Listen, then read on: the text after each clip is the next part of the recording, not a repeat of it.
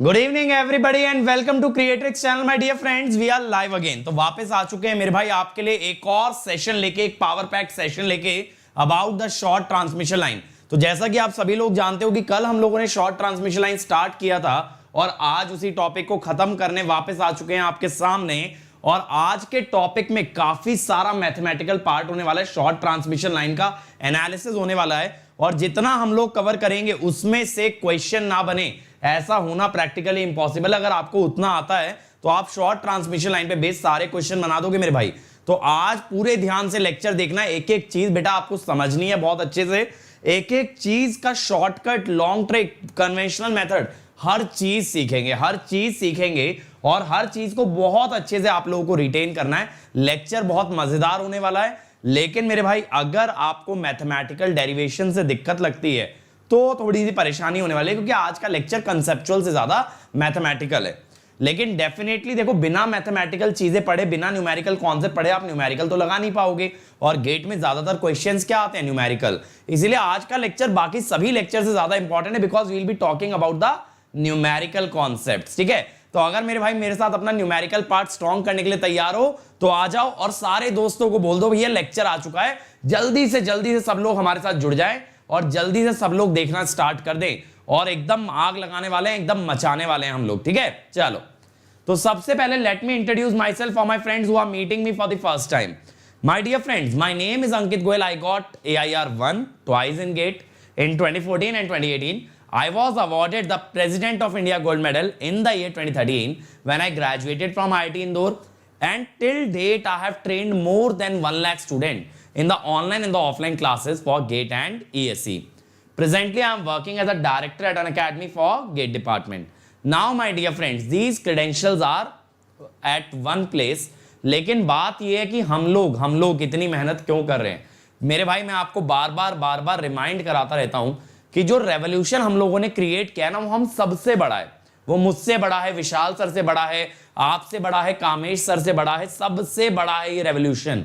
कि इसमें कोई भी टीचर जुड़े या कोई भी टीचर इस रेवोल्यूशन से अलग हो, कोई भी बच्चा जुड़े, कोई भी बच्चा इससे अलग हो, लेकिन रेवोल्यूशन चलता रहना चाहिए। ठीक है, जो आग हम लोगों ने लगा दी है ना सबके दिलों में, सबके दिमागों में, ये बढ़ती रहनी चाहिए। और ये जोश और जुनून जो क्रिएट किया ना, ये बढ़ते चले जाना चाहिए और पूरा इंजीनियरिंग एजुकेशन को रेवोल्यूशनाइज कर देंगे।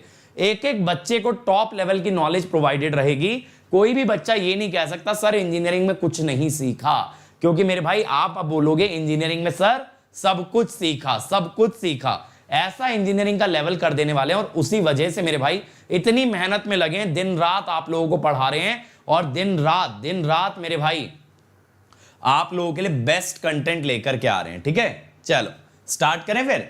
अब सबसे पहले देखो, ये लिंक आप लोग याद कर लो मेरे भाई, इलेक्ट्रिकल ECIN कि इंडिया की सबसे पहली वीडियो बुक मैं आपको दे रहा हूं, सबसे पहली वीडियो बुक।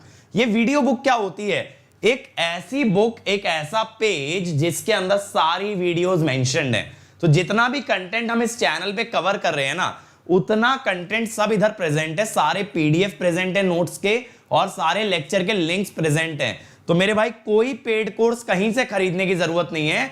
अगर आप अफोर्ड नहीं कर सकते, आपको इससे बेटर फ्री प्रोडक्ट कोई भी नहीं दे सकता, ये मेरी गारंटी है। आपको इससे बेहतर फ्री प्रोडक्ट नहीं मिल सकता, दैट इज फॉर श्योर। इसीलिए आप लोग क्या करेंगे, इसीलिए आप लोग इस पेज पे सेव कर लो, इसे बुकमार्क कर लो, इसे रोज रीड करो, इससे रोज पढ़ाई करो मेरे भाई। ये आप लोगों के लिए ग्रंथ की तरह होना चाहिए, ये आप लोगों के लिए एनसाइक्लोपीडिया होना चाहिए। This is something that will get you top rank in GATE and ESE। और ये मेरा आपसे वादा है, इससे बेहतर कंटेंट कोई नहीं दे सकता, and that too for free. ठीक है, अब देखो इसके अलावा अगर मेरी फ्री क्लासेस देखना चाहते हो तो मेरा अलग से URL है tinyurl.com/ankitese। इस पे जितनी भी मैंने स्पेशल क्लासेस ली है ना, स्पेशल क्लास क्या होती है, जो अनअकैडमी पे फ्री क्लास होती है, वो सारी प्रेजेंट है। इसे देखने के लिए आपको क्या करना है, अनअकैडमी लर्निंग ऐप डाउनलोड करना है, और फिर इस URL को ब्राउजर में डाल के जो वीडियो आप मेरे थ्रू देखना चाहते हो देख सकते हो। काफी सारे सब्जेक्ट इसके अंदर कवर किया है मैंने, जैसे कि नेटवर्क, पावर सिस्टम, सिग्नल, ये बहुत सारी चीजें आपको इसके अंदर मिलेंगी और बहुत सारे क्वेश्चंस मिलेंगे। तो क्वेश्चंस की मैंने बहुत लेक्चर्स लिए हैं, तो यहां से आप देख सकते हो और अपनी तैयारी को एक स्टेप, एक बूस्ट दे सकते हो। अब देखो मेरे भाई, अगर आप लोग भी इस रेवोल्यूशन का हिस्सा हो जितना हम कर रहे हैं अनअकैडमी लर्निंग ऐप पे, यूट्यूब पे, तो मेरे भाई लाइक तो बनता है, लाइक तो बनता है, और शेयर तो भाई, शेयर तो कंपलसरी है। आप लोगों को गर्व होना चाहिए, आप लोगों को प्राउड फील होना चाहिए that you are a part of this revolution and you are the first batch of this revolution. और अगर ये प्राउड फीलिंग है ना मेरे भाई, तो शेयर करने में घबराया मत करो। शेयर इतना कर दिया करो ना, जगह जगह आग लगा दिया करो कि भैया we are the part of the revolution in the GATE and ESE education. इस चीज को ना आप लोग एज अ प्राउड फीलिंग लो, इस चीज को आप लोग शोकेस करो कि भाई हम उस रेवोल्यूशन का हिस्सा हैं and we are proud to be, and we are proud to be. और ये चीजें कब शो होती है, मुझे कब पता चलेगा आपको प्राउड फीलिंग आती है? जब आप जगह जगह सोशल मीडिया पे शेयर करते हो, इंस्टाग्राम पे स्टोरी लगाते हो, फेसबुक पे स्टोरी लगाते हो और मुझे टैग करोगे, तो मुझे समझ आएगा कि भाई बच्चे खुश हैं, जो चीजें हम लोग कर रहे हैं उनसे आप लोग काफी सेटिस्फाइड हो। अब देखो, अगर प्लस पे आते हो, जो बच्चे अफोर्ड कर सकते हैं उन्हें बिल्कुल प्लस पे आना चाहिए, क्योंकि प्लस क्या है, देखो जैसे यहां हम लोग भीड़ में पढ़ा रहे हैं, प्लस पे आपको लगेगा आप मेरे साथ 1 to 1 पढ़ रहे हो, मैं एक एक बच्चे को अलग से पढ़ा रहा हूं, ऐसी फीलिंग आएगी प्लस पे। और सिर्फ पढ़ाऊंगा नहीं, उसके अलावा काफी सारी चीजें मिलेंगी, मैं और मेरे जैसे सारे टॉप एजुकेटर्स एक जगह पे मिलेंगे। इसके अलावा आपको और क्या मिलेगा, डेली प्रैक्टिस पेपर मिलेगा जिससे आप होमवर्क करोगे, हर संडे टेस्ट होगा, आपकी प्रिपरेशन टेस्ट हो जाएगी, ठीक है। इसके अलावा आपको टेस्ट सीरीज मिलेगी, प्रीवियस ईयर क्वेश्चन मिलेंगे, क्वेश्चन बैंक मिलेगा, और क्वेश्चन बैंक में अनलिमिटेड प्रैक्टिस आपको मिलेगी, अनलिमिटेड प्रैक्टिस आपको मिलेगी। इसके अलावा आपको मिलेगी डाउट सॉल्विंग, क्रैश कोर्स। ये सारी सर्विसेज जब आपको एक साथ मिलती है ना मेरे भाई, और आपका एक एक क्वेश्चन आंसर किया जाता है, तो तैयारी का जो लेवल होता है ना और जो फीलिंग होती है वो बिल्कुल अनमैच्ड होती है। यूट्यूब से भी रैंक ला सकते हो, लेकिन यूट्यूब से वो बच्चा रैंक ला पाएगा जो बहुत ज्यादा डेडिकेटेड है, लेकिन जिस बच्चे को ज्यादा हैंड होल्डिंग, ज्यादा गाइडेंस की जरूरत है, उसको बिल्कुल प्लस पे आना चाहिए। और आइकॉनिक इसका बड़ा भाई है। आइकॉनिक में प्लस वाले सारे बेनिफिट हैं, बट एक पर्सनल कोच है जो आपके साथ 1 to 1 सेशन करके आपकी स्ट्रेटेजी बनवाएगा, अगेन आपको पर्सनलाइज वे में गाइड करेगा, स्टडी प्लानर बनवाएगा, स्टडी मटेरियल अलग से मिलेगा, स्टडी मटेरियल में थ्योरी और क्वेश्चन बैंक होगा, मेंस का Q&A प्रैक्टिस मिलेगा, इंटरव्यू गाइडेंस आने वाला है, ये सारी चीजें आपको मिलेंगी आइकॉनिक के अंदर, ठीक है। चलो शुरू करते हैं, शुरू करें भाई। सब लोग रेडी के नहीं है? जल्दी से बता दो, अगर रेडी हो तो चैट में लिख दो let's crack it, let's crack it लिख दो सारे लोग अगर रेडी हैं। शॉर्ट ट्रांसमिशन लाइन का एनालिसिस स्टार्ट कर देंगे, शॉर्ट ट्रांसमिशन लाइन का एनालिसिस स्टार्ट कर देंगे। जल्दी से लिख दो let's crack it, let's crack it, ठीक है, जल्दी से लिख दो। चलो चलो चलो चलो, कम ऑन एवरीबॉडी, वाह रे वाह, इसमें भी मेहनत बचा रहे हो। एक लड़का लिख रहा है LCI, मतलब मेहनत ना लग जाए मेरे भाई, ठीक है। चलो कोई नहीं, सबसे पहले रिकैप कर लेते हैं हम लोगों ने अभी तक कवर क्या किया है। हम लोगों ने कल कवर किया था ABCD पैरामीटर्स, ठीक है। फिर मैंने आपको वोल्टेज रेगुलेशन का एक जनरल कॉन्सेप्ट बताया था, VS/A माइनस VR/VR, ये देखा था। लाइन चार्जिंग करंट निकाला था C/AVS, C/AVS।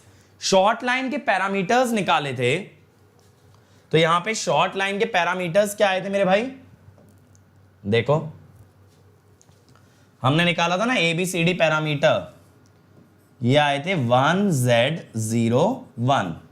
फिर हमने याद है VS की इक्वेशन भी निकाली थी। VS की इक्वेशन क्या आई थी, याद करो, VR cos phi r plus IR into R square VR sin phi r, और ये R और X क्या थे, ट्रांसमिशन लाइन के रेजिस्टेंस और रिएक्टेंस थे, है ना, ठीक है भाई।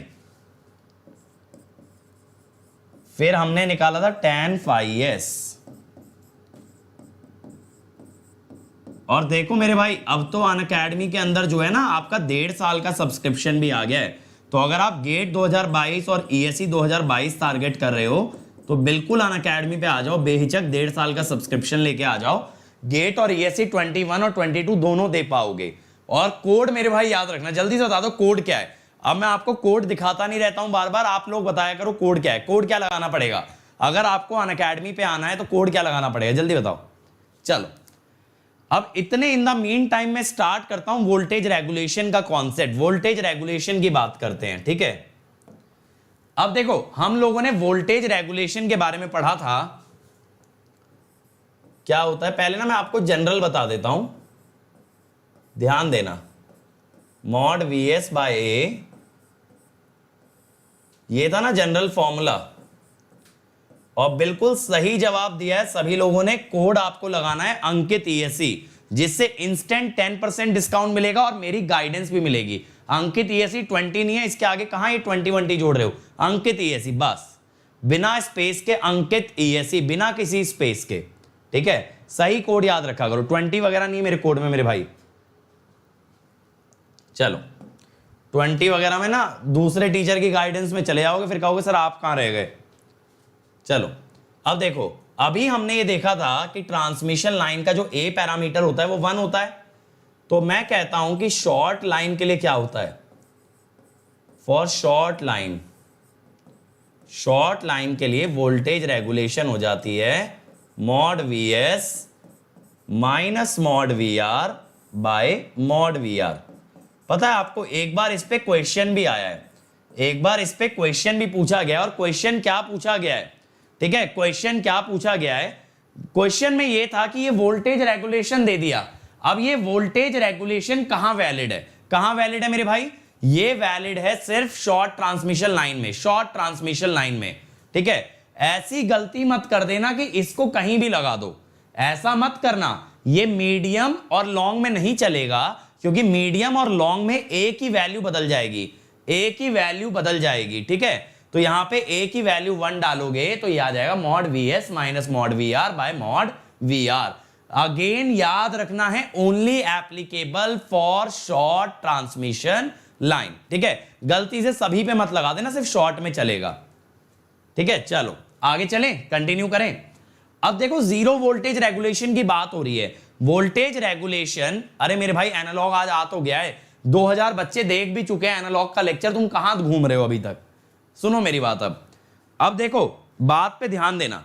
जीरो वोल्टेज रेगुलेशन एक आइडियल कंडीशन है कि कोई भी वोल्टेज में फ्लक्चुएशन ना हो, voltage should remain same with respect to the load, with respect to the load, कि वोल्टेज में लोड कितना भी वेरी कर लो, वोल्टेज फ्लैट आनी चाहिए, वोल्टेज फिक्स आनी चाहिए, और वो होता है जीरो वोल्टेज रेगुलेशन। अब ये जो जीरो वीआर है ना, ये आता है लीडिंग पावर फैक्टर पे, जीरो वीआर। और जिन लोगों ने देखो सिंक्रोनस पढ़ा है ना, वो अभी और रिलेट कर पाएंगे, जिन लोगों ने सिंक्रोनस पढ़ा है वो और अच्छे से समझ पाएंगे जीरो वोल्टेज रेगुलेशन का कॉन्सेप्ट, ठीक है। अब देखो मेरे भाई, एनालॉग डिलीट वगैरह नहीं हुआ है, 2 लेक्चर आज आ चुके हैं, थोड़ा सा रिसर्च किया करो, ठीक है। अब ध्यान दो, लीडिंग पावर फैक्टर में मैंने आपको क्या बताया था, मैंने आपको बताया था बेटा कि फाई की जगह -फाई रख लेंगे, फाई की जगह -फाई रख लेंगे,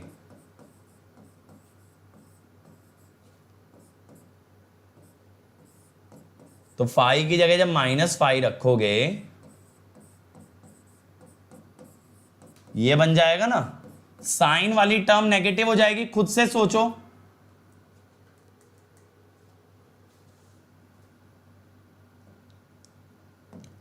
खुद से सोचो मेरे भाई।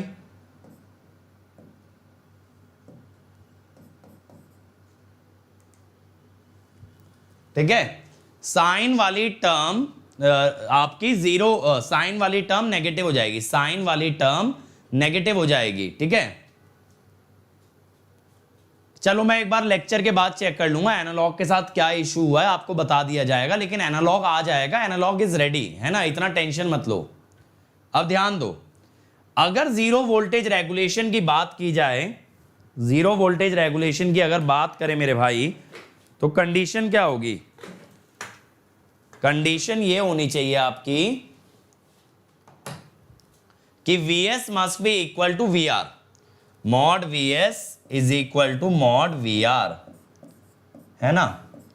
अगर ऐसी कंडीशन लगानी है मेरे भाई, तो यहां पे ना स्क्वायर कर लो, यहां पे स्क्वायर कर लो। अब देखो यहां से टर्म बनेगी V R square cos square phi, यहां से बनेगी V R square sine square phi. ठीक है मेरे भाई, लीडिंग पे जीरो क्यों होता है? सिंपल सा लॉजिक सोचो, अगर वी आर कॉस फाई में कुछ ऐड हुआ, वी आर साइन फाई में भी कुछ ऐड हुआ, तो वी आर वी एस के बराबर कैसे आ जाएगा? Obviously V S will be greater than V R. Logically सोचो ना, दोनों जगह अगर कुछ ऐड कर दोगे तो वैल्यू कैसे आपकी वी एस के बराबर आ जाएगी? वी एस की वैल्यू वी आर से बड़ी ही आएगी। तो एक जगह एडिशन तो एक जगह सब्ट्रैक्शन, तब दोनों तरफ आपकी वैल्यू इक्वल आ सकती है। ठीक है चलो,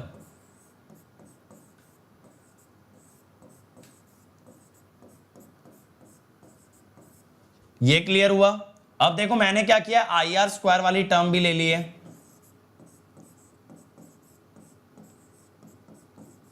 अब देखो पहली टर्म बनेगी आर कॉस फाई आर और दूसरी minus X sine phi R, क्योंकि एक 2ab बनेगी, एक माइनस 2ab बनेगी, एक 2ab और एक माइनस 2ab। ठीक है अब देखो, अगर जीरो वोल्टेज रेगुलेशन है बंधु, अगर जीरो वोल्टेज रेगुलेशन है तो ये टर्म कट जाएंगी, ये दोनों टर्म कैंसिल हो जाएंगी। अगर ये दोनों टर्म कैंसिल हो गई मेरे भाई, तो क्या मिलेगा? देखो मैं ना एक इंपीडेंस ट्रायंगल आपके लिए बनाता हूं पहले। इंपीडेंस ट्रायंगल का बेस होता है आर, हाइट होती है एक्स, इंपीडेंस होती है जेड और ये होता है थीटा। थीटा, ये इंपीडेंस ट्रायंगल किसके लिए है? ये है impedance triangle for transmission line, for transmission line. ठीक है, अगर ये इंपीडेंस ट्रायंगल ट्रांसमिशन लाइन के लिए है तो आर क्या होगा? Z cos phi, Z cos theta, और एक्स क्या होगा? Z sine theta. साथ साथ ये भी सोचो मेरे भाई, ये जो R square plus X square है ना, ये जेड स्क्वायर बन गया। ये क्या बन गया? Z square.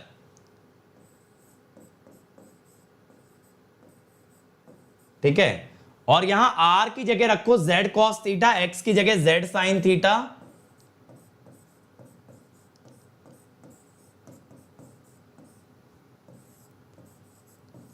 Z cos theta cos phi R plus Z sine theta Z sine phi R. ये बताओ मजा आ रहा है? सभी लोगों को समझ आ रहा है? समझ आ रहा है कि नहीं आ रहा है? समझ आ रहा है ना? जितनी चीजें आप लोगों को डिफिकल्ट लगती थी वो एकदम बेसिक से कवर कर रहे हैं। ठीक है, अब काफी बच्चे ये कह रहे हैं सर नहीं समझ आ रहा, रेगुलेशन जीरो कैसे हुआ लीडिंग पे? ध्यान से देखो, cos square phi sine square phi V R square बन गया। अब अगर इसमें सारी टर्म एडिशन की होंगी मेरे भाई, अगर सारी टर्म एडिशन की होंगी तो कैसे वीएस और वीआर बराबर हो सकते हैं? इधर V R square plus something चल रहा है और इधर वीएस है, कैसे बराबर हो जाएंगे अगर सारे एडिशन में? तो यानी कुछ टर्म ऐड होनी चाहिए, कुछ सब्ट्रैक्ट होनी चाहिए, ताकि नेट राइट हैंड साइड पे क्या आ जाए? V R. Zero voltage regulation के लिए वीएस और वीआर का बराबर होना जरूरी है। तो वीआर में कुछ टर्म्स अगर ऐड हो तो कुछ सब्ट्रैक्ट होनी चाहिए, और वो हो सकता है सिर्फ लीडिंग में। लैगिंग में A plus B C plus D बनता, ए प्लस बी और सी प्लस डी बनता अगर मेरे भाई, तो ये वीएस और वीआर बराबर कैसे हो जाते? नेट सम तो राइट हैंड साइड का ज्यादा आ जाता। ठीक है, अब देखो यहां से z ना कॉमन निकाल लो, ये जो सेकंड टर्म है इसमें से z कॉमन निकाल लो। क्या बचेगा? देखो cos theta cos phi plus sine theta sine phi. मैंने कर दिया cos थीटा, अच्छा ये माइनस था, देखो ये गलती हो गई ना, यहां माइनस था, तो cos theta plus phi R. अभी ना देखो इन एंगल्स का सिग्निफिकेंस भी समझाता हूं, पहले मेरी बात पे ध्यान देना। Minus I R square Z square, देखो बच्चे आपको एकदम बेसिक से लेके जा रहे हैं, इसीलिए ध्यान देते चलो। ठीक है, तो देखो cos theta plus phi R is minus I R Z. ठीक है,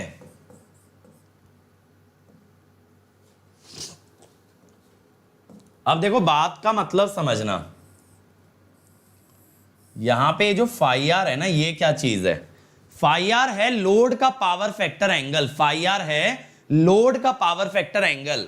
लोड का पावर फैक्टर एंगल का मतलब क्या होता है? जैसे मान लो आर एल लोड लगा दिया, तो tan inverse x by R of the load, tan inverse x by R of the load is phi R. तो phi R is the load power factor angle, है ना। जैसे इंडक्शन मोटर लगी है अगर, तो लैगिंग ही होगा। लेकिन लोड का, इसमें लाइन का कोई रोल नहीं है फाई आर के अंदर। लाइन में आर है, एल है, सी है, कोई फर्क नहीं पड़ता। आपको क्या देखना है? रिसीविंग एंड पे लोड क्या लगा है। रिसीविंग एंड पे देखो, जैसे मान लो ये ट्रांसमिशन लाइन है, शॉर्ट लाइन,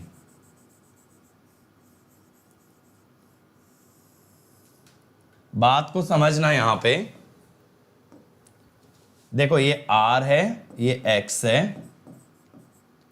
तो ये जो लोड लगा है ना मेरे भाई, इसका एंगल होता है फाई आर, और ये जो इंपीडेंस लगी है इसका एंगल होता है थीटा। समझ आया? थीटा और फाई आर में फर्क, थीटा और फाई आर में फर्क समझ आया? थीटा किसका एंगल है? जो लाइन की इंपीडेंस है, और फाई आर किसका एंगल है? जो लोड की इंपीडेंस है। तो ये कंडीशन याद रखनी है। और देखो यही सेम कंडीशन आती है सिंक्रोनस मशीन में जीरो वोल्टेज रेगुलेशन की। तो जितने बच्चों ने मेरे लेक्चर से सिंक्रोनस कवर किया है उनको पता होगा कि सेम कंडीशन आई थी, बस यहां लिखा था I Z by 2 VT. VT लिखा था टर्मिनल वोल्टेज, जो यहां बन जाता है रिसीविंग एंड वोल्टेज। अब आते हैं मैक्सिमम वोल्टेज रेगुलेशन पे। अब आपका वोल्टेज रेगुलेशन कितना है शॉर्ट लाइन का बेटा? आप जानते हो mod V S minus mod V R by mod V R, है ना, ये जानते हो। अब इसके अंदर आपको मैक्सिमम वैल्यू चाहिए, आपको यहां पे मैक्सिमम वैल्यू चाहिए, ठीक है। तो मैक्सिमम वैल्यू अगर चाहिए, अरे भाई अभी तो बताया फाई आर लोड का है और थीटा लाइन का है, अब तुम कह रहे हो फाई आर लाइन का होगा, कितना कंफ्यूज रहोगे मेरे भाई। क्लियर तो लिखा है, phi R is the load angle. अब देखो यहां पे हम लोग क्या कहते हैं कि फॉर मैक्सिमम वोल्टेज रेगुलेशन, ठीक है, mod V S minus mod V R should be maximum. सही बात है ना, इसमें तो कोई शक नहीं है, ये डिफरेंस मैक्सिमम आना चाहिए। और मैं तो ये कहता हूं कि ये डिफरेंस मैक्सिमम होता है लैगिंग पावर फैक्टर पे। क्यों भैया? क्योंकि सारी टर्म ऐड हो जाती हैं तो डिफरेंस ज्यादा आता है वैल्यूज में। भाई हर जगह प्लस साइन होगा तो वैल्यू ओवरऑल ज्यादा मिलेगी, ज्यादा वैल्यू मिलेगी, ज्यादा डिफरेंस मिलेगा, ज्यादा डिफरेंस मिलेगा, ज्यादा रेगुलेशन बनेगा। तो occurs at lagging power factor. अब मैं इसमें क्या कहता हूं कि if mod V S minus mod V R is maximum, अगर ये डिफरेंस मैक्सिमम है तो बंधु इनके स्क्वायर्स का डिफरेंस भी मैक्सिमम होना चाहिए। Then mod V S square minus mod V R square should also be maximum, should also be maximum, ठीक है। Mod V S square minus mod V R square भी मैक्सिमम बनना चाहिए, ये भी मैक्सिमम बनना चाहिए। तो अब मैं कहता हूं मॉड वी एस कितना था आपका, ठीक है, लैगिंग में,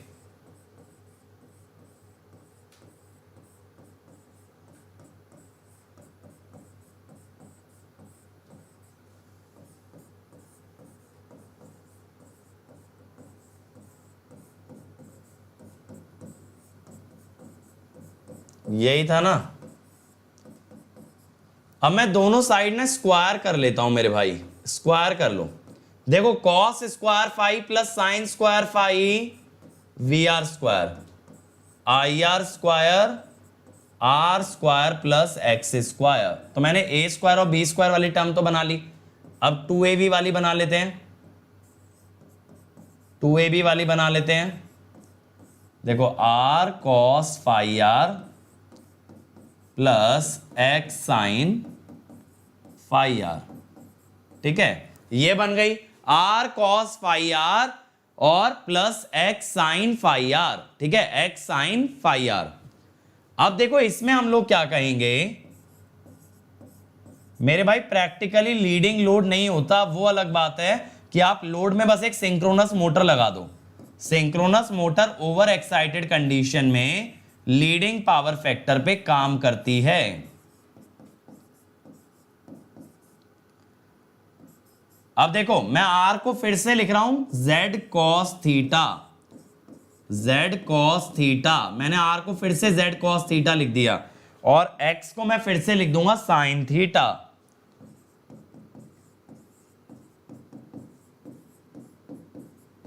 ये लिख दिया मैंने। अब इतना लिखने के बाद मेरे भाई मैं क्या करता हूं, ये cos theta cos phi plus sin theta sin phi को सिंप्लीफाई कर देता हूं। मुझे देखो ये डिफरेंस मैक्सिमाइज करना है ना, V S square minus V R square, तो अभी मैं इसको मैक्सिमाइज करता हूं, पहले मैं सिंप्लीफाई कर लूं।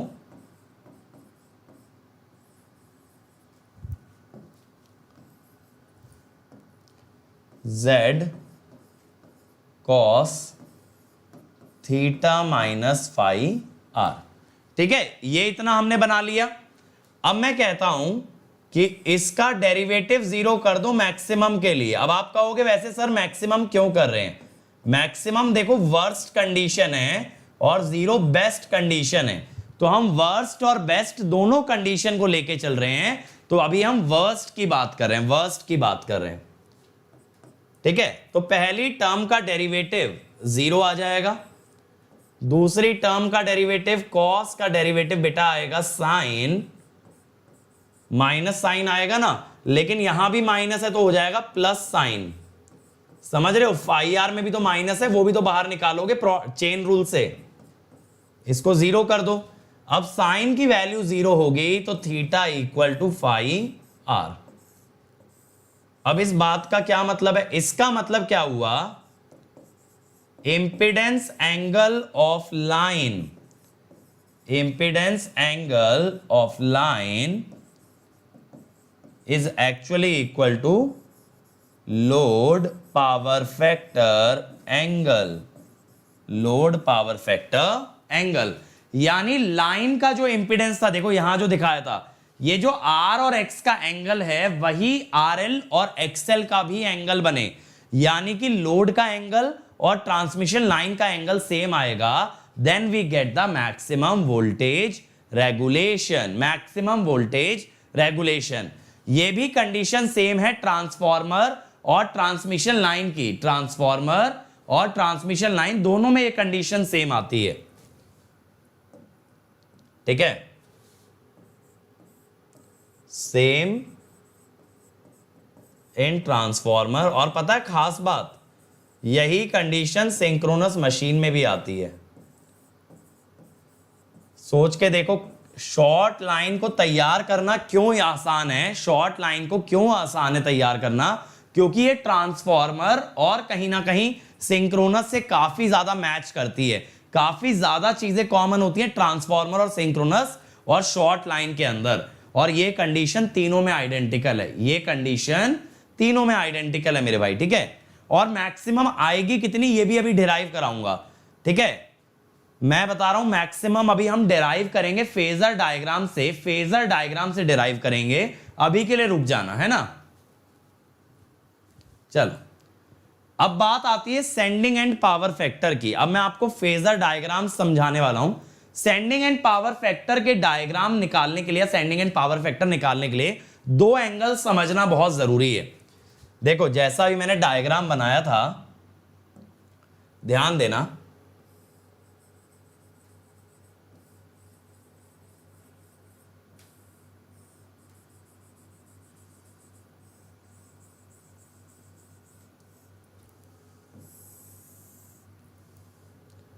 ये है ना Vs, देखो ये R है, ये X है, ये RL है और ये XL है, ठीक है। तो लोड पावर फैक्टर एंगल होता है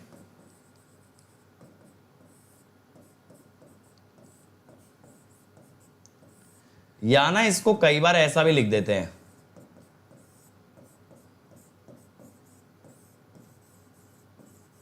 tan inverse x by r of load, और इम्पिडेंस एंगल होता है लाइन का tan inverse x by r, या कई बार इसको ऐसे लिख देते हैं tan inverse x by r of line. ठीक है, लाइन में भी रेजिस्टेंस रिएक्टेंस है और आपका लोड में भी रेजिस्टेंस रिएक्टेंस है, तो दो एंगल डिफाइंड होंगे, एक लाइन के लिए और एक लोड के लिए। अब बात है सर ये सब क्यों बता रहे हो, मतलब इसका फेजर से क्या लेना देना या सेंडिंग एंड पावर फैक्टर से क्या लेना देना? मेरे भाई सेंडिंग एंड पावर फैक्टर इस बात पे डिपेंड करता है कि इन दोनों में कौन बड़ा और कौन छोटा है। सोच रहे हो कौन छोटा है कौन बड़ा है, इस पे डिपेंड करेगा आपका sending end power factor. Prince बोल रहे हैं sir practically load power factor angle के बारे में बताओ। देखो प्रिंस, जैसे हमारे घर में इलेक्ट्रिसिटी बिल आता है, आप उस पे देखना पावर फैक्टर मेंशन्ड होता है, तो हमारा जो पूरा घर है that is actually acting as a load for the power system, क्योंकि we are drawing something, we are drawing some power. तो हमारा जो रिएक्टिव और रियल पावर का रेशियो है उसके अकॉर्डिंग हमारे घर का पावर फैक्टर डिफाइंड होता है। आप कहोगे सर रिएक्टिव पावर क्यों आ रही है घर में? मेरे भाई जैसे ट्यूबलाइट जलती है उसके अंदर चोक होती है, दैट इज एन इंडक्टर। ठीक है, एसी चलाते हैं, एसी के अंदर कॉइल होती है, दैट इज एन इंडक्टर। पंखा चलाते हैं, पंखे के अंदर कॉइल होती है, दैट इज एन इंडक्टर। तो मेरे भाई ज्यादातर लोड हमारे चारों तरफ जो है दे आर इंडक्टिव लोड। ठीक है, इंडक्टिव लोड। तो जब हमारे घर में इंडक्टिव लोड्स हैं ज्यादातर मेरे भाई, तो उससे क्या होता है, उससे क्या होता है कि आपका लैगिंग पावर फैक्टर आता है। अच्छा चलो मैं एक बार चेक करता हूं, if I have electricity bill, let me just check. देखो पढ़ा तो है, एक पढ़ा तो है मेरे भाई इलेक्ट्रिसिटी बिल। देखें, देखो सबसे पहले आता है आरआर नंबर दे रखा है, अकाउंट आईडी, एमआर कोड। ठीक है, अब कंजम्पशन डिटेल दी है, previous reading, present reading, consumption, charges, है ना। कहां पे है, देखो पावर फैक्टर पेनल्टी लिखा है यहां पे ना नीचे, एडिशनल चार्जेस में पावर फैक्टर पेनल्टी लिखा है, that is 0। Power factor penalty क्या होती है कि अगर किसी के घर का बहुत ज्यादा इंडक्टिव लोड होगा, यानी बहुत कम पावर फैक्टर आएगा, तो इलेक्ट्रिसिटी कंपनी वाले पावर फैक्टर पेनल्टी मारेंगे। अब आप कहोगे सर ये पावर फैक्टर पेनल्टी क्यों आ गई? पावर फैक्टर पेनल्टी इसलिए मेरे भाई, अगर रिएक्टिव पावर हाई हो जाए तो क्या होता है, ओवरऑल पावर बढ़ती है यानी करंट बढ़ता है, बट वो करंट आपका यूजफुल वर्क में काम नहीं आ रहा है, वो यूजफुल वर्क में काम नहीं आ रहा है, वो करंट आपका वेस्ट हो रहा है। समझ रहे हो, वो करंट आपका वेस्ट हो रहा है। बात को सोच के देखो, करंट तो बढ़ गया लेकिन आपकी पावर तो नहीं बढ़ी, यूजफुल पावर तो नहीं बढ़ी। बढ़ी कौन सी पावर है? Reactive power. रिएक्टिव पावर का प्रैक्टिकली हम लोग यूज नहीं कर सकते, उसे कंज्यूम नहीं कर सकते, तो हमारे लिए वो करंट जो बढ़ रहा है, जो वायर के अंदर हीटिंग भी कर रहा होगा, जनरेटर की कॉइल को भी गर्म कर रहा होगा, तो वो करंट वेस्ट ही तो कर रहा है, फायदा क्या हो रहा है उससे? ठीक है, पावर फैक्टर मेरे भाई यहां तो मेंशन नहीं है, आई थिंक प्रीवियसली मैंने किसी बिल के अंदर देखा था। पावर फैक्टर के आगे ना इन्होंने 0.0 मार दिया है, लिखा है वैसे पावर फैक्टर। देखो अच्छा बताता हूं कितनी अच्छी अच्छी टर्म्स लिखी हैं, ये ना मैं आपको जनरेशन में पढ़ाऊंगा, जब मैं जनरेशन कवर करूंगा ना तो ये सब कवर करूंगा। देखो present reading, previous reading, constant, constant तो मुझे नहीं पता क्या बोल रहे हैं, कंजम्पशन, फिर आ रहा है recorded maximum demand. Recorded maximum demand, हम मैक्सिमम डिमांड का कॉन्सेप्ट जनरेशन में पढ़ेंगे। ठीक है, फिर आ रहा है पावर फैक्टर, और फिर आ रहा है कनेक्टेड लोड। कनेक्टेड लोड भी मैं आपको बताऊंगा पावर सिस्टम के अंदर जब जनरेशन की बात करेंगे कि कनेक्टेड लोड क्या होगा। ठीक है, देखो ध्यान से देखना, आप लोगों को दिख रहा है क्या मुझे बताना। ये रीडिंग देखो, ये रीडिंग नजर आ रही है, पावर फैक्टर दिख रहा है इस वाले रीजन में, यहां पे देखो ये वाले रीजन में पावर फैक्टर नजर आ रहा है। ठीक है, नहीं नजर आ रहा, चलो जाने दो कोई बात नहीं। ठीक है, ब्लरी है तो जाने दो कोई बात नहीं, पावर फैक्टर देखने की ऐसा जरूरत नहीं है, आप नेट से डाउनलोड कर लेना, कोई इलेक्ट्रिसिटी बिल दिख जाएगा। ठीक है, चलो आगे चलें, आगे चलें मेरे भाई। अब देखो हमें क्या करना है, हमें डायग्राम ड्रॉ करना है। सबसे पहले मैं क्या ले रहा हूं, सबसे पहले मैं एक केस ले रहा हूं, केस 1 में मैं ये ले रहा हूं कि लाइन का x/r रेशो लोड से बड़ा है। अगर ऐसा हो गया मेरे भाई, इसका मतलब है लाइन का x बाय आर रेशियो क्या बताता है, थीटा, और लोड का बताता है फाई आर। तो theta is greater than phi R, ठीक है, theta is greater than phi R. बात समझ में आ रही है, theta is greater than phi R. अब देखो इसके अंदर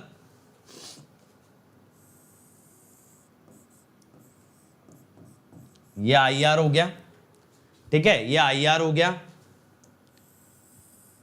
ये देखो वी आर हो गया, और ये एंगल होता है फाई आर। अब इंपिडेंस का जो एंगल होता है ना थीटा, इंपिडेंस का जो एंगल होता है वो आर और एक्स वाले या इंपिडेंस ट्राइंगल के अंदर होता है। अब ध्यान देना मेरे भाई, आप लोग बहुत अच्छे से इस पे फोकस करना। अब मैं क्या कर रहा हूं, देखो ये हो गया आई आर इंटू आर। मैंने एक्स वाली लाइन लंबी क्यों बनाई है ना, ये इसलिए लंबी बनाई है मेरे भाई कि मैं यहां पे आपको थीटा बड़ा दिखाना चाहता हूं। देखो ये जो पर्पल वाली लाइन है, this is I R into Z, और ये एंगल है थीटा।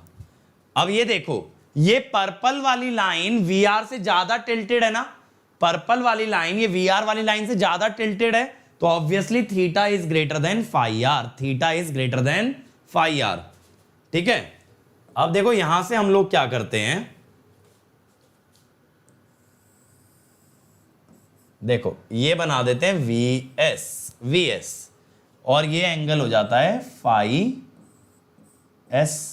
समझ में आया, समझ में आया। तो यहां से क्या मिला, यहां से मिला कि phi S is greater than phi R, cos phi S, अगर एंगल बड़ा है तो कोसाइन तो छोटा आएगा ना, less than cos phi R. इसका मतलब क्या हुआ, sending end power factor is better than receiving end power factor. और देखो अगर किसी को बेसिक से ये पढ़ना है ना, power factor, real power, reactive power, तो एक बार मेरे दूसरे चैनल पे जाना, इलेक्ट्रिकल जंक्शन, वहां मैंने पूरी 4 वीडियो की सीरीज बनाई है इसी बात पे, सिर्फ इसी कॉन्सेप्ट को एक्सप्लेन करते हुए 4 वीडियोस क्रिएट किए हैं, तो देखना जरूर, ठीक है, उसको देखना जरूर। ये बात क्लियर हो गई, यानी लाइन का x बाय आर रेशियो बड़ा होने से सेंडिंग एंड का पावर फैक्टर बेकार बनता है, बेकार बनता है। अब देखो मेरे भाई अगले केस पे चलता हूं, अगले केस पे चलता हूं।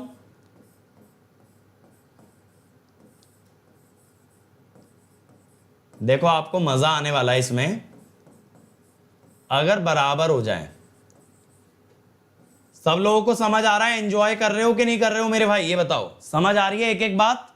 अभी मैंने बराबर ले लिया तो फाई आर और थीटा हो गए बराबर, फाई आर और थीटा हो गए बराबर। अब देखो फेजर कैसे बनेगा,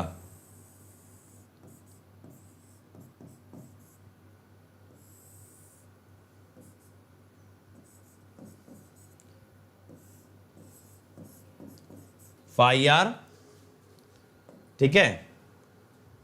अब देखो इसमें आई आर इंटू आर,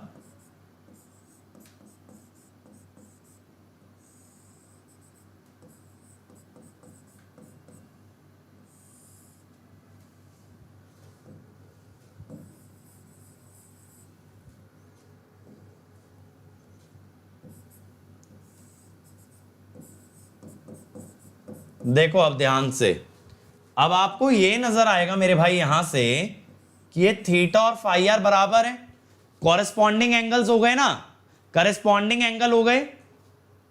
अच्छा बेटर लिख दिया है, सॉरी, इसको यहां वर्स लिखेंगे, वर्स, ठीक है।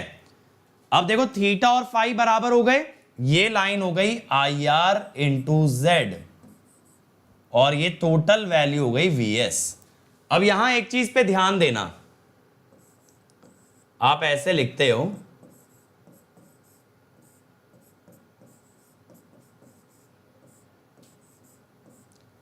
Now since V are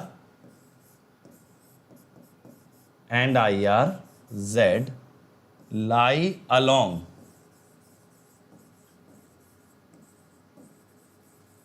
same line, ठीक है। जब कभी दो फेजर या दो वेक्टर पैरेलल आते हैं, दो फेजर या दो वेक्टर जब पैरेलल आते हैं तो डायरेक्टली ऐड हो जाते हैं, डायरेक्टली ऐड हो जाते हैं मेरे भाई। समझ में आ रही है बात? समझ में आ रही है ये बात?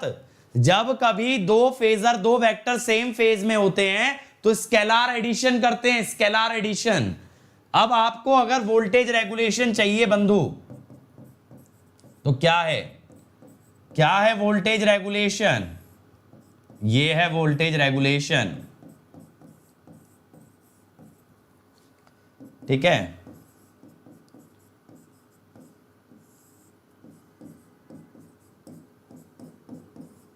समझे?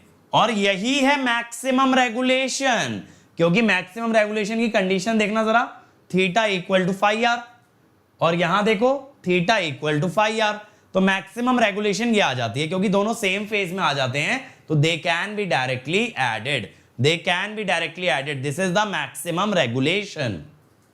अब तीसरे केस पे आता हूं बंधु। तीसरे केस में मैं कहता हूं x by R of line is less than x by R of load. देखो यहां ना एक बहुत इंटरेस्टिंग कॉन्सेप्ट बताऊंगा, बस ध्यान से सुनना, मजा आएगा, दिमाग खुल जाएगा। अगर लाइन का एंगल लोड से छोटा है, माने theta is less than phi R, ऐसा ना ज्यादातर ये वाला जो केस है ये डिस्ट्रीब्यूटर में होता है, क्योंकि डिस्ट्रीब्यूटर के अंदर रेजिस्टेंस कम होता है, रिएक्टेंस ज्यादा होती है। डिस्ट्रीब्यूटर की जो वायर होती है ना, उसका रेजिस्टेंस कम ज्यादा होता है, रिएक्टेंस कम होती है, तो उसका x बाय आर रेशियो छोटा आता है डिस्ट्रीब्यूटर का। तो ये वाला केस अक्सर कहां देखा जाता है? In case of distributor. और जो फीडर वायर होती है ना, फीडर का रिएक्टेंस ज्यादा होता है, वहां लॉसेस मिनिमाइज करने होते हैं, तो वहां रेजिस्टेंस कम रखा जाता है, और यहां रिएक्टेंस कम रहता है, रेजिस्टेंस ज्यादा रहता है। अब ध्यान देना, देखो ये IR है, ये मेरा VR है, कितने एंगल पे है? फाई आर, ठीक है।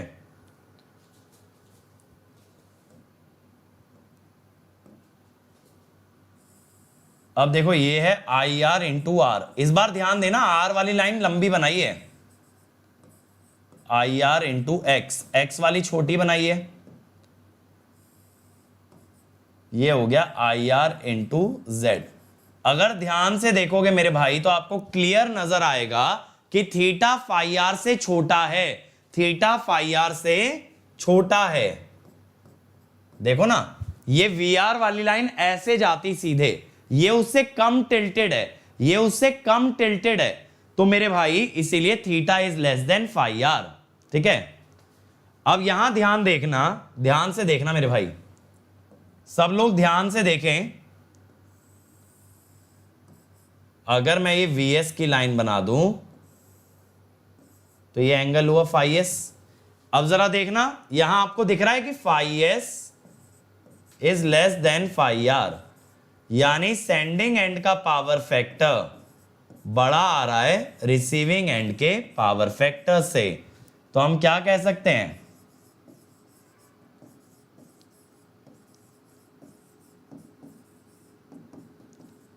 अच्छा, एक बहुत बढ़िया कॉन्सेप्ट सुनना चाहोगे जिससे आपकी एक अंडरस्टैंडिंग बदल जाएगी? ध्यान से सुनोगे तो बताऊंगा, ठीक है। बहुत ध्यान से सुनोगे तो एक बहुत अच्छा कॉन्सेप्ट बताऊंगा, छोटी सी बात है, लेकिन उसके लिए आप लोगों को फोकस करना पड़ेगा, उसके लिए आप लोगों को फोकस करना पड़ेगा, तभी वो बात समझ में आएगी। बताओ, सुनना चाहोगे? एक अच्छा कॉन्सेप्ट इन्हीं फेजर डायग्राम से समझा दूंगा, एक बहुत बढ़िया कॉन्सेप्ट। अच्छा, इससे पहले मैं ये कॉन्सेप्ट बताऊं, आप लोग मुझे बताओ, रियल पावर कहां किस डायरेक्शन में फ्लो करती है, ये कैसे मालूम चलता है? In which direction does the real power flow? In which direction, ठीक है, किस डायरेक्शन में रियल पावर फ्लो करती है? जल्दी बताओ, in which direction does the real power flow? अरे आंसर तो दो मेरे भाई, तब तो मैं आगे बढ़ूंगा। जल्दी जल्दी जल्दी बताओ, किस डायरेक्शन में रियल पावर फ्लो करती है, ये कैसे मालूम चलता है?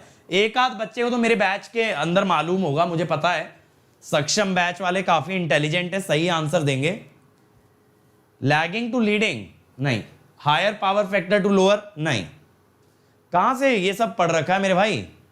अरे सोर्स से लोड तो जाएगी मेरे भाई, पता कैसे चलता है? दो बसेस के बीच में किधर जाएगी? शाहनवाज ने बहुत अच्छा आंसर दिया है, higher angle to lower angle. आप लोग हमेशा कहते हो real power flows from higher angle to lower angle, ऐसा आप लोग हमेशा कहते हो। It flows from higher angle to lower angle. Voltage magnitude नहीं, एंगल से देखते हो। अब देखो इन जनरल अगर बात की जाए, आपकी रियल पावर कहां जाएगी? सेंडिंग से रिसीविंग। सेंडिंग से रिसीविंग जाएगी ना, मानते हो सब लोग? सेंडिंग से रिसीविंग जाएगी रियल पावर। यहां देखो सेंडिंग का एंगल छोटा है, फिर भी पावर जाएगी सेंडिंग से रिसीविंग। यानी जो कॉन्सेप्ट आपने पहले पढ़ा है that real power goes from higher angle to lower angle, that is not completely correct. दोबारा समझना, रियल पावर जाएगी सेंडिंग से रिसीविंग, और इस फेजर में देखो तो सेंडिंग का एंगल रिसीविंग वाली वोल्टेज से छोटा है, फिर भी पावर जाएगी सेंडिंग से रिसीविंग, सेंडिंग से रिसीविंग। और इससे आपको यह मालूम चला कि जो कॉन्सेप्ट आपको बताया गया है कि हायर एंगल से लोअर एंगल, वो बात गलत है। देखो यहां भी सेंडिंग से रिसीविंग जा रही है, सेंडिंग का एंगल ज्यादा है, लेकिन यहां भी सेंडिंग से रिसीविंग जा रही है जबकि सेंडिंग का एंगल कम है। तो रियल पावर हायर एंगल से लोअर एंगल भी जा सकती है और लोअर एंगल से हायर एंगल भी जा सकती है, ठीक है। और जब पावर का फॉर्मूला डिराइव करूंगा ना तो ग्राफ बना के दिखाऊंगा कि power can go from lower angle to higher angle. तो जो आपने कॉन्सेप्ट पढ़ा है ना, बस हायर एंगल से लोअर एंगल, वो तब होता है जब लाइन में कोई रेजिस्टेंस ना हो। यानी वो किसके लिए होता है? लॉसलेस लाइन के लिए। वो हमेशा डिफाइंड है लॉसलेस लाइन के लिए। अगर लाइन में रेजिस्टेंस हुआ तो पावर का फ्लो हायर से लोअर भी हो सकता है और लोअर से हायर भी हो सकता है। It can go in both the direction, ठीक है। So that concept is restricted to a lossless line. Power में और इस पे डिस्कस करेंगे, बट जो बच्चे पहले पढ़े हैं they would have understood my point. और मेरे भाई अगर पहली बार पढ़ रहे हो तो घबराने की जरूरत नहीं है, बस ये बात दिमाग में बिठा लो कि power from higher to lower angle ये सिर्फ लॉसलेस लाइन के लिए ही डिफाइंड है। जो बच्चे पहली बार पढ़ रहे हैं और जो पहले पढ़ चुके हैं उन्हें समझ आ गया होगा, उनका मिसकंसेप्शन मैंने क्लियर किया है। अब देखो, अब आते हैं अप्रोक्सीमेट वोल्टेज रेगुलेशन पे। अप्रोक्सीमेट रेगुलेशन पे इसके लिए जो है ना, मैं पहले फेजर डायग्राम बनाता हूं। ये ट्रांसफॉर्मर वाला ही कंसेप्ट है सेम, और मैं आपको इसकी लिमिटेशन भी बताऊंगा। देखो अब की बार रेफरेंस लिया है VR और ये लैगिंग करंट आ गया IR। कितने एंगल पे? φR पे। ज्यादातर लोड लैगिंग होते हैं ना, इसीलिए मेरे भाई हम लोग लैगिंग के लिए ही डिराइव करते हैं, लैगिंग के लिए ही डिराइव करते हैं, ठीक है। निकिता पावर में लिखवाऊंगा ये वाला पॉइंट, अभी घबराओ मत, अभी बस आप लोगों को समझाने के लिए समझाया। जब ये टॉपिक आएगा तो वील डिस्कस। अब देखो करंट के सेम फेज में आएगा IR इंटू R, ठीक है।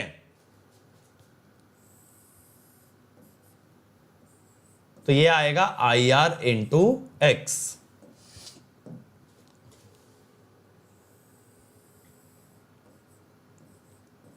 ये आएगा VS और VR के बीच का एंगल होता है डेल्टा। VS और VR के बीच का एंगल होता है डेल्टा। अब देखो मेरे भाई, इस साइन को ना मैंने रेफरेंस को आगे एक्सटेंड कर लिया।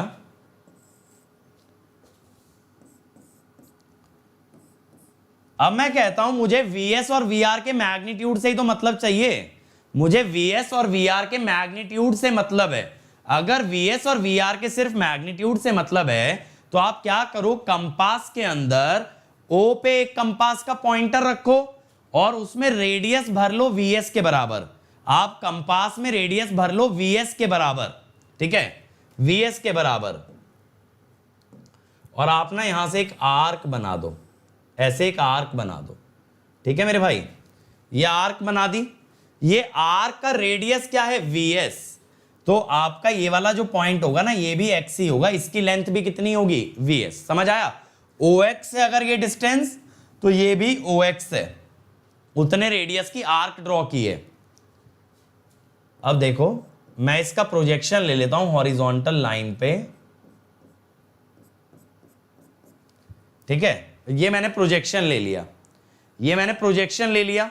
अब मैं इन पॉइंट्स को मार्क कर देता हूं, B, C, फिर ये D और E, B, C, D, E, ठीक है। अब ध्यान देना, ये वाला एंगल होगा फाई R, इसीलिए ये वाला एंगल भी होता है फाई R। आप कहोगे सर कैसे? दो लाइंस के बीच का बेटा जो एंगल होता है वही एंगल उनके परपेंडिकुलर्स में भी होता है। तो R वाली लाइन पे परपेंडिकुलर X वाली लाइन और हॉरिजॉन्टल पे परपेंडिकुलर वर्टिकल। फिर से सुनो, R वाली लाइन पे परपेंडिकुलर X वाली लाइन और हॉरिजॉन्टल के परपेंडिकुलर वर्टिकल। तो हॉरिजॉन्टल और R में जो एंगल आएगा वही एंगल वर्टिकल और X में भी आएगा, ठीक है। तो ये एंगल जो बचेगा this is 90 minus phi R। अब देखो यहां बहुत सिंपल सा फंडा है कि OX is OA plus AB plus BC plus CX, यही होगा ना। अब OA तो आपको दिख रहा है मेरे भाई, OX तो VS है, OA आपको पता है VR है। अब यहां देखना AB कितना है, ये ट्राइंगल देखो ABD, AB कितना है, AB कितना है, AB is IR into R cos phi R। ABD triangle का ये बेस है, ABD ट्राइंगल का ये बेस है। तो IR into R cos phi R, hypotenuse into cos of angle, hypotenuse into cos of angle.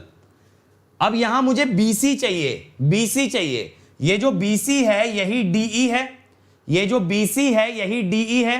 तो ये वाला ट्राइंगल देखो DEX, DEX, इसका हाइपोटेनस है IR इंटू X, इसका बेस चाहिए, इसका बेस चाहिए। हाइपोटेनस से अगर बेस निकालोगे तो IRX cos, cos से निकलेगा ना, लेकिन एंगल कितना है 90 माइनस फाई R, और लास्ट क्या बच गया CX, CX, ठीक है।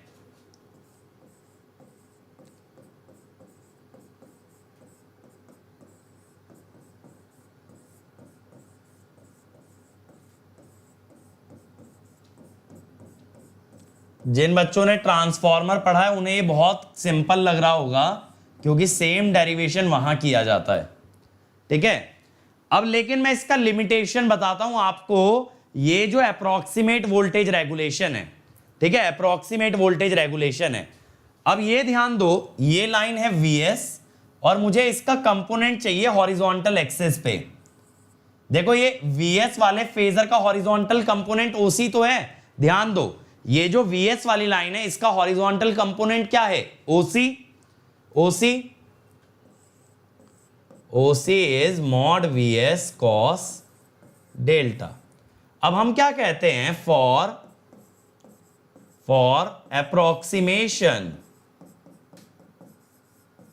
अप्रोक्सीमेशन कैसे करते हैं मेरे भाई कि CX को मान लेते हैं 0, CX को क्या मान लेते हैं 0। CX को 0 मानने का मतलब है OC और OX बराबर हो गए। ये भी तो सोचो, अगर CX को 0 मान रहे हो तो ये जो OC डिस्टेंस है और जो OX डिस्टेंस है पूरा बराबर ही तो हो गया।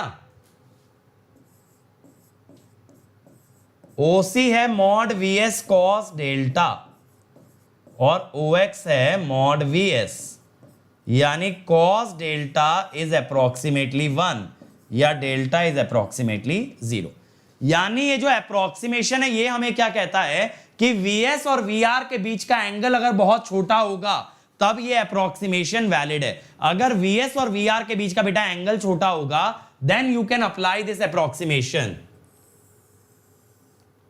और उस केस में आपका mod VS minus mod VR हो जाएगा, ठीक है। तो मैं तो देखो आपको यही एडवाइस करूंगा, जितना इस अप्रोक्सीमेशन से बच पाओ उतना बेटर है, जितना बच पाओ उतना बेटर है। एग्जैक्ट सॉल्व करने के लिए ट्राई करना, ठीक है। तो वोल्टेज रेगुलेशन क्या हो गई,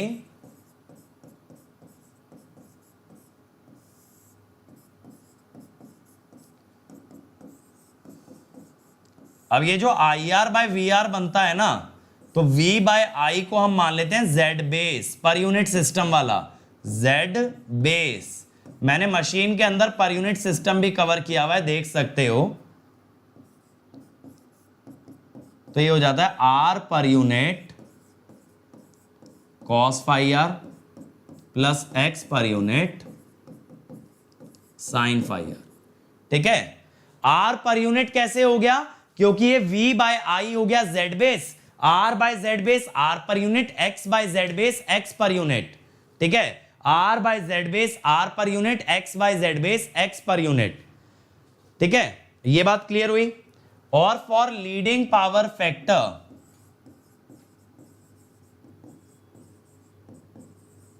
यूज माइनस फाई आर, ये तो आप जानते ही हो, यूज माइनस फाई आर। ठीक है, अब निकिता का ये डाउट है कि फेजर इंपॉर्टेंट है क्या? मेरे भाई एक चीज जान लो, सभी लोग ध्यान दें इस बात पे कि इलेक्ट्रिकल इंजीनियरिंग में अगर आपको फेजर बनाना नहीं आता, माने आपने इलेक्ट्रिकल ढंग से कवर ही नहीं किया है, क्योंकि फेजर इतनी जगह आता है, मशीन, पावर सिस्टम, ठीक है, नेटवर्क, इतनी जगह फेजर पढ़ते हो, और अगर फेजर पे कमांड नहीं है, बल्कि जो फेजर आज हमने बनाया देवर वेरी वेरी सिंपल, सिर्फ एक आरएल सर्किट का फेजर बनाया है, तो उतना तो बेटा आपको कमांड आना भी चाहिए। अगर ऐसे भागोगे ना इतने बेसिक चीजों से, एसी एनालिसिस जो है ना बैकबोन है आपके कोर सब्जेक्ट्स की, अगर एसी एनालिसिस से भागोगे तो कुछ भी हासिल नहीं होने वाला, बहुत मुश्किल हो जाएगा। नेटवर्क एकदम जो है ना, एकदम नेटवर्क पकड़ में आना चाहिए। नेटवर्क से ज्यादा इंपॉर्टेंट सब्जेक्ट किसी को भी अगर इलेक्ट्रिकल इंजीनियरिंग मास्टर करना है, कुछ हो ही नहीं सकता, कुछ भी नहीं हो सकता नेटवर्क से ज्यादा बेसिक सब्जेक्ट और नेटवर्क से ज्यादा इंपॉर्टेंट सब्जेक्ट। अब मुझे बताओ, यहां तक समझ आया सब लोगों को? यहां तक सभी लोगों को समझ आया कि अप्रोक्सीमेशन क्या होता है? अप्रोक्सीमेशन किस कंडीशन में वैलिड है? जब डेल्टा बहुत छोटा होगा, then only it is valid, then only it is valid. ठीक है मेरे भाई, याद कुछ नहीं रखना है, एक शॉर्ट लाइन के अंदर सिंपल सा सर्किट है आर एक्स वाला, और मैंने हर जगह कौन सी इक्वेशन लगाई है? देखो, मैंने आपके लिए हर जगह ये वाली इक्वेशन लगाई है ना, ये दिख रहा है, यही वाली इक्वेशन लगाई है ना। इतना अगर पता है, ये दो इक्वेशन मोर देन एनफ है, मोर देन एनफ है ये दो इक्वेशन शॉर्ट लाइन के अंदर, और ये पैरामीटर्स बस। ठीक है, आज तो मैंने आपको फेजर वगैरह बना के दिखाया। You should be comfortable in this, you should be comfortable in this. ठीक है, और देखो अमित मेरे भाई, पावर इलेक्ट्रॉनिक्स हिंदी में आएगा या नहीं आएगा ये तो वक्त ही बताएगा। अब गेट से पहले तो नहीं आएगा, किसी हालत में नहीं आएगा गेट से पहले, लेकिन मेरे भाई अगर इतना भाग रहे हो ना कि इंग्लिश में कुछ समझ नहीं आ रहा है, मैं हिंदी में पढ़ाऊंगा, आई डोंट से कि हिंदी में नहीं पढ़ाऊंगा, लेकिन मेरे भाई अगर इंग्लिश इतना भी समझ नहीं आता कि आप कोई भी कॉन्सेप्ट सीख पाओ, तो मुझे बताओ लाइफ में किसी इंटरव्यू को कैसे क्रैक करोगे? सोचने वाली बात है, how will you crack it? ठीक है, चलो तो भाई आज के लिए इतना ही, शॉर्ट लाइन हमारी खत्म हो गई है। और जैसा मैंने बताया, अगर मेरी और क्लासेस देखनी है, इवन पावर सिस्टम जल्दी कवर करना है, तो मेरे काफी सारे लेक्चर आपको इस यूआरएल पे मिल जाएंगे। यहां पावर सिस्टम के अंदर काफी कंटेंट पड़ा है। ठीक है, और मैं डेली 12:30 बजे पावर सिस्टम के पीवाईक्यू लगवा रहा हूं, तो अगर पावर सिस्टम तैयार है पहले से, तो आप आके मेरे साथ प्रीवियस ईयर भी लगा सकते हो। और देखो इस चैनल पे सारे सब्जेक्ट आपके प्रेजेंट हैं अलग अलग लैंग्वेजेस में, like English and Hindi, maths, digital, machine, एप्टी, power electronic, signal, EDC, comm, synchronous, EMFT, control, EMFT, network and sensors. EMFT, electrical और ईसी दोनों का इस चैनल पे प्रेजेंट है। और देखो मेरे भाई, जैसा मैंने बताया आपको, अगर प्लस पे आना है, अनअकैडमी प्लस पे आना है मेरे भाई, तो प्लस पे 12 मंथ्स का कॉस्ट पड़ेगा आपको 27,225। बस कोड याद रखना, अंकित ईएससी, अंकित ईएससी मेरा आपका हम सबका कोड है। और अब तो 18 महीने का सब्सक्रिप्शन आ गया है, जिससे आप गेट 2021-22, ईएससी 21-22 क्रैक कर सकते हो। इसका पड़ेगा 34,650। सिर्फ 7,000 के गैप में 6 मंथ्स एक्स्ट्रा मिलेगा using the code Ankit ESC. और फिर 24 मंथ्स में अगर 5,000 और पे करते हो, तो 6 महीने और एक्स्ट्रा मिलेगा 24 मंथ्स। ठीक है, और इसकी कॉस्ट बस पड़ेगी आपकी 1650 पर मंथ, 1600 रुपए, और डिस्काउंट लगा के तो और कम पड़ेगी, 1500 रुपए पड़ जाएगी। 1500 रुपए पर मंथ में आप 2 साल तैयारी कर सकते हो। और देखो आइकॉनिक के लिए जाते हो जो कि प्लस का बड़ा भाई है, जिसमें कि एक्स्ट्रा फीचर्स हैं, personal coach, study material, interview guidance, सारी चीजें एक्स्ट्रा मिलेंगी। तो उसका 12 मंथ्स का प्लान पड़ेगा 4500 using the code Ankit ESE, और 24 मंथ्स का प्लान पड़ेगा 54,000 using the code Ankit ESE, Ankit ESE, ठीक है। और लेक्चर के पीडीएफ आपको पता है कहां मिलेंगे? लेक्चर के पीडीएफ आपको मिलेंगे मेरे बिटली वाले लिंक पे। कौन सा है बिटली वाला लिंक? मैंने लेक्चर के शुरू में भी बताया था, bit.ly/getlive। यहां जाओ, सारे पीडीएफ, सारे लिंक मिल जाएंगे मेरे भाई, ठीक है। अब मैं टेलीग्राम पे नहीं डालूंगा, मैं यहीं पे अपलोड करूंगा। और ये मेरा अनअकैडमी प्रोफाइल है, ऐप डाउनलोड करो, मुझे फॉलो करो और लाइव क्विजेस अटेंड करो। लाइव क्विजेस के साथ साथ फ्री टेस्ट सीरीज भी अटेंड करो, ठीक है। और ये मेरा भाई टेलीग्राम चैनल है गेट AIR1, गेट AIR1। इस पे आपको सारे लेक्चर के नोटिफिकेशन आते रहेंगे, जुड़े रहो, कोई भी लेक्चर मिस नहीं होगा। और ये हमारे अदर चैनल है। अभी मैं 8:30 बजे इलेक्ट्रिकल जंक्शन पे ओपैम्प के पैरामीटर्स कवर करने वाला हूं। पाठशाला पे हम डालते हैं एनिमेटेड वीडियो, गेट क्वेश्चंस पे PYQs के सॉल्यूशन आते हैं, वीडियो सॉल्यूशन आते हैं। क्रिएट्रिक्स पे तो आपका कंप्लीट सिलेबस प्रेजेंट ही है। तेलुगु, अगर आप तेलुगु लैंग्वेज में कंफर्टेबल हो तो तेलुगु को फॉलो करें, ठीक है। और मेरे भाई गेट से पहले क्रैश कोर्स खत्म नहीं होता, तो क्रैश कोर्स चालू ही क्यों करते? कवर किया जाएगा, टेंशन काहे ले रहे हो? धीरे धीरे वो वीकडेज में भी आ जाएगा, ठीक है ना। चलो, तो thank you everybody. Like, share and subscribe करना मत भूलना। लाइक जरूर करना वीडियो को, और अपने सभी फ्रेंड्स के साथ शेयर करो, और सब्सक्राइब कर लेना क्रिएट्रिक्स चैनल को, क्योंकि यहां पे आपके लिए सबसे बेहतरीन कंटेंट अपलोड किया जा रहा है। Thank you everybody. See you at 8:30 on electrical junction channel. Thank you.